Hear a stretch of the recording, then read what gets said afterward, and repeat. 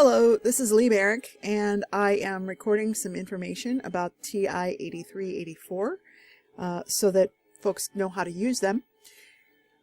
This is Creative Commons license with attribution. You are welcome to share this, but you are expected to acknowledge that this came from me and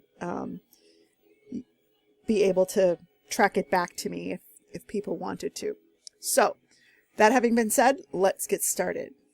The TI-83 or 84 has a lot of buttons, and people tend to get intimidated by that.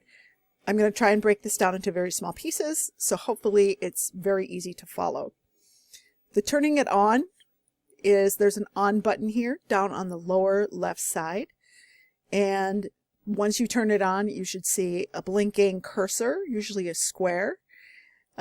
And if you want to turn it off, you would go ahead and hit the second button. Second lets you use the second function that's above the button. So you're going to hit the second button and turn it off.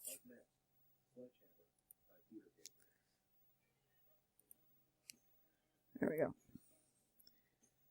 So at that point, you would have your, let's see. Yeah, it's not going to show on the screen here, but if you were doing this on a regular instead of an emulator, it would have turned off at this point. So, if you are interested in some other things here, we're going to get started on other videos. I want to make sure that folks know how to do pretty much everything that they can in TI-83 and TI-84s.